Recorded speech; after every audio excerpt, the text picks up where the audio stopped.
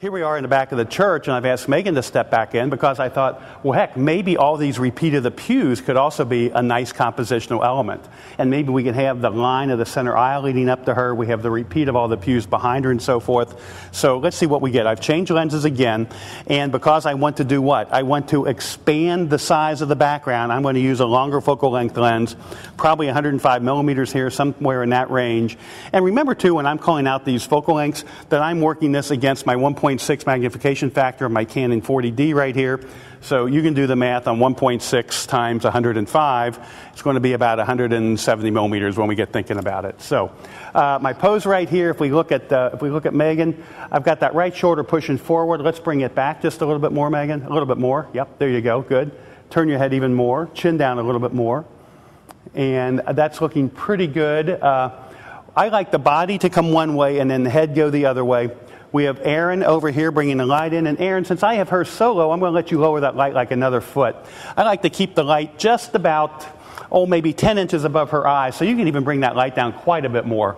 Okay, and just be sure that you've got the sighting and everything. Yeah, good. Okay, and just taking a quick shot right here. Let's see what we got light-wise. What we've got is pretty lighting on her, but because I'm working in the darker part of the church right now, I've got some pretty big shadows happening. I'm going to turn on my on-camera flash, and I'm going to bring that in at about -1 and a third stop. I'm going to test it again quick. Good, happy. And I think that filled the shadows beautifully. So let's go ahead and get a couple more here. And here we go. And again, what's going on? On-camera flash is coming in here at 1 and a third stop. You saw how contrasty we were in the other one. Look how nicely this fills. Good.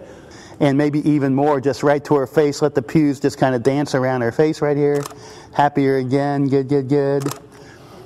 And I think we got some really pretty stuff going on here.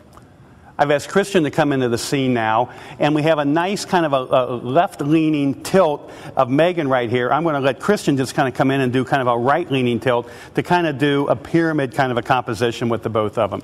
So Christian, shoulders towards me ever so slightly more. Let that hand drop down her arm, maybe down to her elbow instead.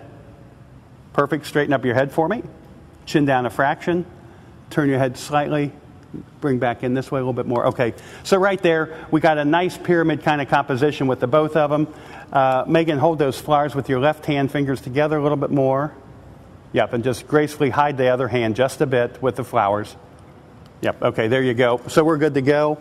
And I'm going to go ahead. I've got my on-camera flash turned off here for this image. We got Erin coming in. She's got her positions now pretty good over there. Just taking a photograph. And it looks pretty good, actually. It looks pretty good, even though I don't have any fill happening here. But what I've got going on here is I've got my 20th of a second shutter speed, which is picking up the ambient light nicely. Let me go ahead and just for the fun of it, let's take it down to a 60th of a second. So what's going to happen is, Christian, let me straighten up your head again. No, your shoulders are fine, just the head. Get a little, yeah, there you go. Chin back down, turn your head slightly tilt now, right there. And what this is going to do for me is really increase contrast on the scene. If I'm going to do that, then I'm going to have to turn on my on-camera flash. Now, here's the problem. Notice the camera is turned horizontally. And if I take the photograph at this point here with the camera horizontal, I could throw what I call some ugly shadows onto the background. I'm going to take the photograph right here. I'm going to check my viewfinder. I'm just going to look closely to see if I have any ugly shadows there.